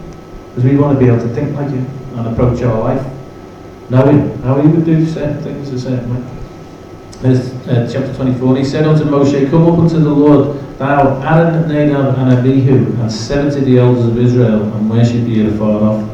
Now, just to back up JP from last week, notice that it's very clear that this group, the leadership of Israel, recognised by Jehovah, did not correspond to the leaders of thousands, leaders of hundreds, leaders of 50s, and leaders of 10s, which Moshe appointed at Yittro's suggestion, didn't it? Because when the 10 words or the 10 commandments were given to all the people, they all went into a panic. They all freaked, including the 70,000 odd leaders appointed by Yittro's system. Right? Yittro's well-reasoned model of leadership, his humanistic approach of appointing people to fill positions, failed miserably. Okay, and for those who weren't there, he said you should have rulers over this, and then he told Jehovah's people how they should govern themselves. But it wasn't divinely inspired, and the lesson is never put your faith in any such man-made system, because that leadership model just went to complete cock, and they all got completely freaked out when the Lord started speaking, and they all just, oh, we can't go. It says in verse 2, and Moshe alone shall come near the Lord, but they shall not come nigh, neither shall the people go up with him. And Moshe came and told the people all the words of the Lord, and all the judgments, that's the commandments, and the things we're going through here. And all the people answered with one voice and said, all the words which the Lord hath said, we will do. That's their first response. Okay? Notice that the full contents of what's known as the Shitra Erasan, i.e. the terms of the covenant of betrothal, the thing that, is important. It consisted of both the Azarei Hadibro, which is the 10 commandments or 10 words, right? But it also contained the Mishpatim, the judgments.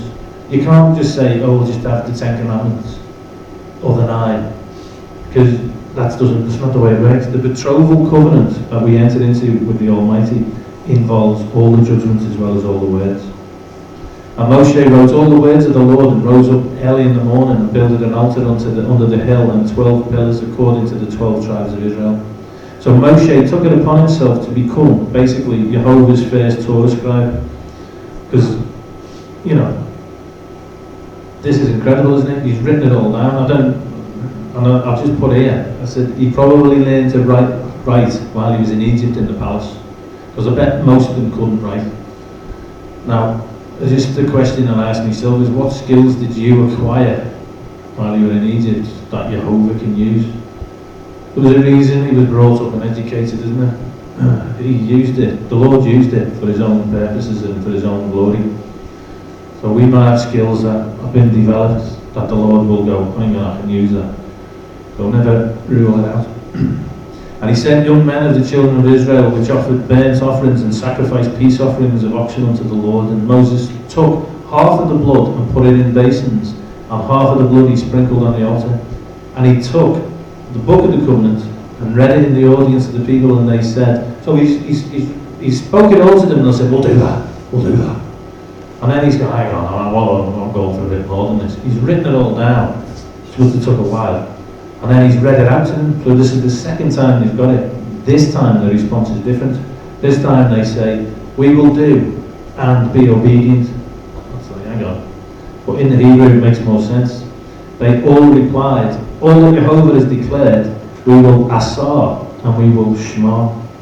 Okay? He was never happy with when they just said, we will do. Okay? Asar means we will make it happen and we will build it. That was the first response. He wasn't happy with that because he knew Jehovah didn't want a bunch of people treating his loving instructions like they were commandments which had to be grudgingly performed or fulfilled. So just to say, we'll do it, that's not where he was at, and that's not what the Lord was after either, because Jehovah specifically told him what response was required in Exodus 19.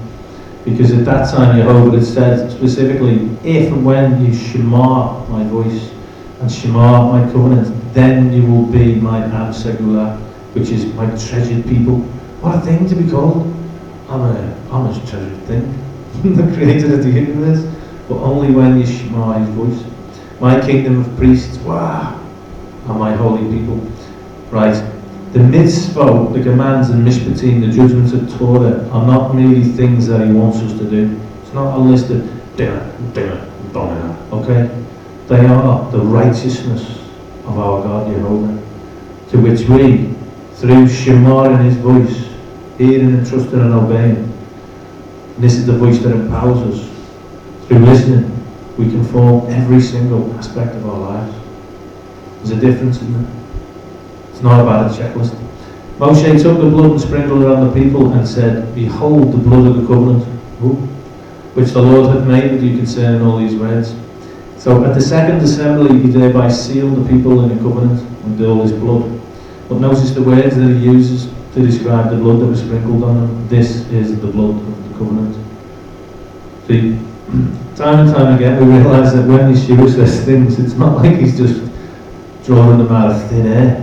Like, oh, I know what I'll say. This is the blood of the covenant. Now I know.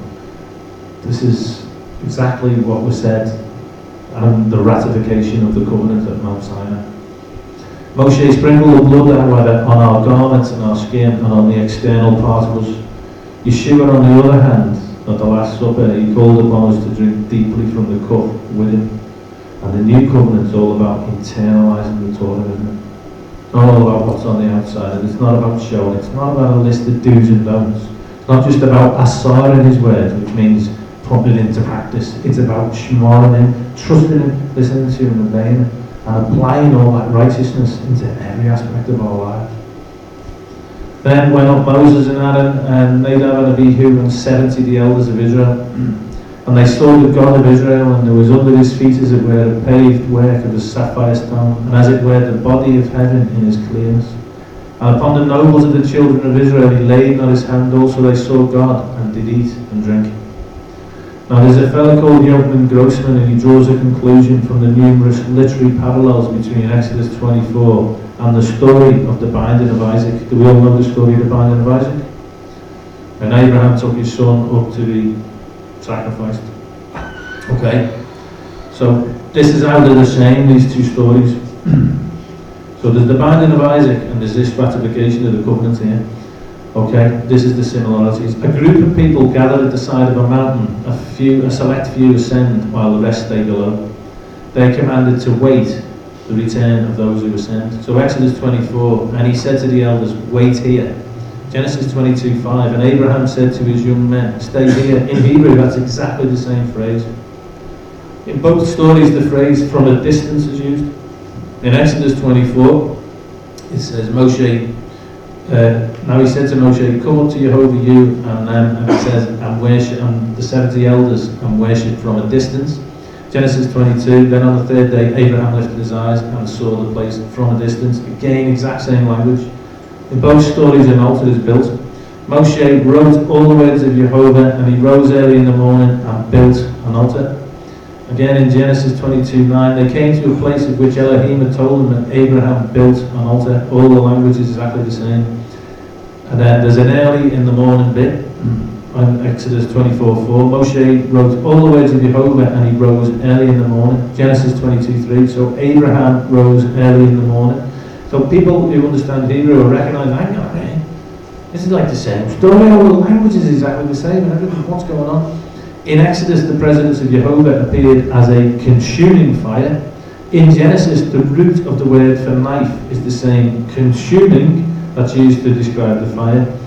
What it says here, it says, the sight of the glory of Jehovah was like a consuming fire. That's the word there. Genesis 22:6, it said, he took fire in his hand and a knife. And the root of the word knife is exactly the same word there.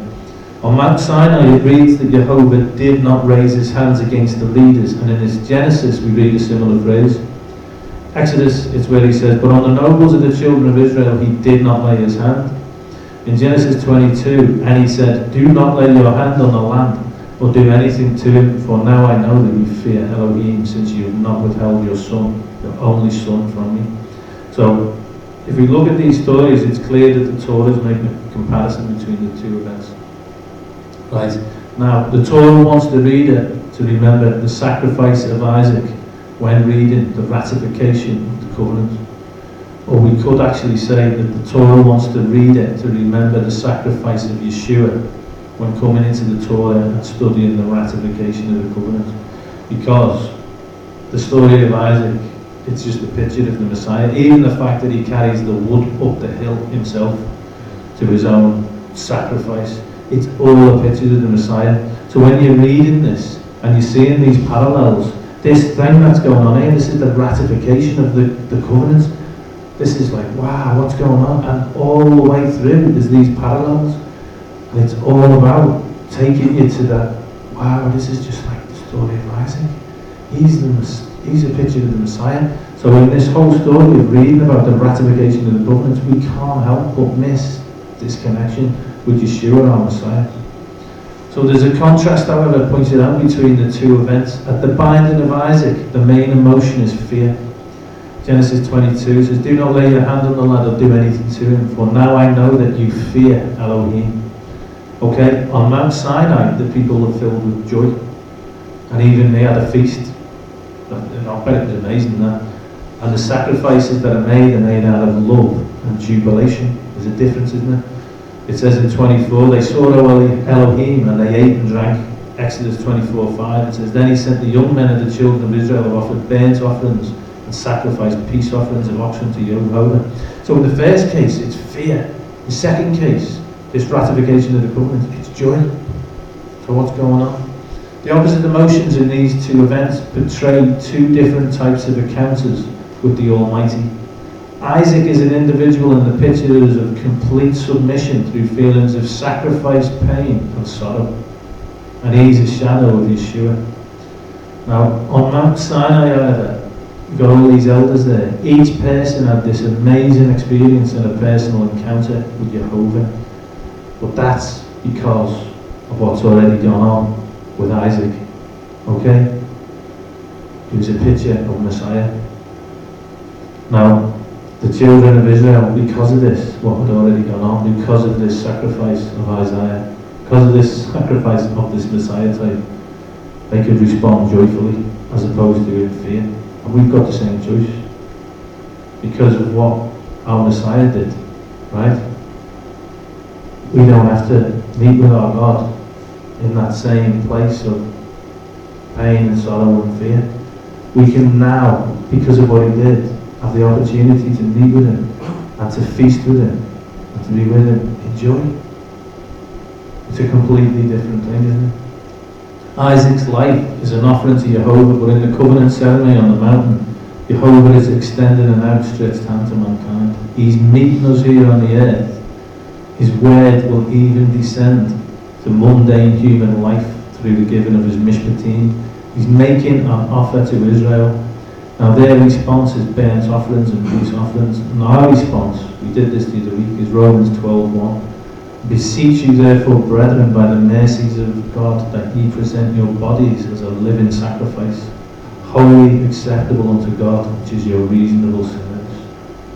That's what we do when we come before the Lord. Because of what Messiah did, we're able to come and have that encounter with the Lord.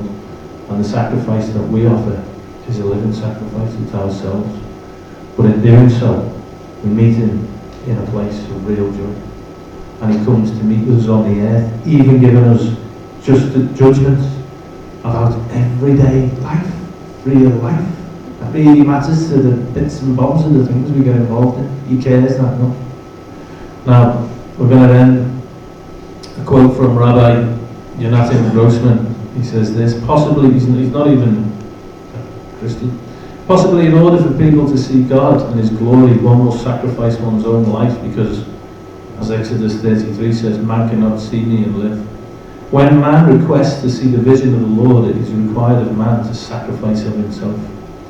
Now, Galatians 2:20 says this: I have been crucified with Messiah. It is no longer I who live, but Messiah lives in me. And the life which I now live in the flesh, I live by faith in the Son of God, who loved me and gave Himself for me. Amen. The last couple of verses, however, there's a little bit. And the Lord said unto Moshe, come up to me into the mount, and be there, and I will give thee tables of stone and a law and commandments which I have written, and thou mayest teach us them. And Moshe rose up, and his minister Joshua and Moses went up into the mountain of God. Now this is interesting as well.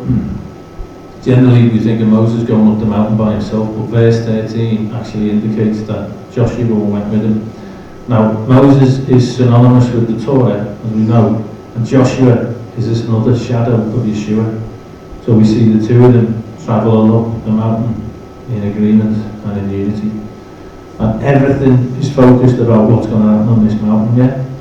And that small phrase that mentions that Joshua is there is easy to miss, and that is like Yeshua, who always pointed towards the Father and said in John 8:50, I do not seek my own glory. Right?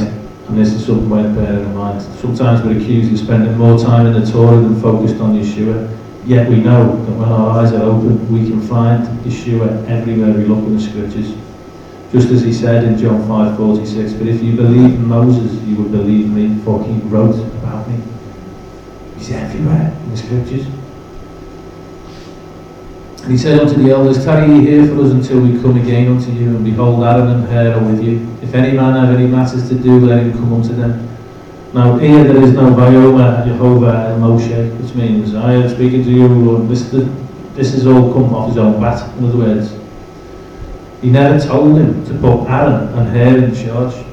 And we'll soon find out exactly why Jehovah did not tell Moshe to put Aaron and Hur in charge. They, just like the men Moshe established in positions of leadership, and the advice of Yitro, were nowhere close to being up to the task. And if anybody knows what's coming, it's the golden calf debacle. They get left in charge, and all that goes on. And Moses went up into the mountain, and the cloud covered the mount, and the glory of the Lord abode upon the Mount Sinai, and the cloud covered it 6 days, and the 7th day He called unto Moses out of the midst of the cloud. And the sight of the glory of the Lord was like dividing fire. Again, it's fire, isn't it, on the top of the mount, in the eyes of the children of Israel. And Moshe went into the midst of the cloud, and gat him up into the mountain, and Moshe was in the mount 40 days and 40 nights. So, were the Israelites led out of bondage into freedom only to be burdened by a set of restrictions and laws? We know that's not true. The truth is that the Israelites are entering into a binding relationship with the Elohim, who is the source of their freedom. In our Parsha, Jehovah is teaching the Israelites how to keep their freedom by entering into a holy lifestyle. They will learn to appreciate their freedom by applying Torah in all aspects of their lives.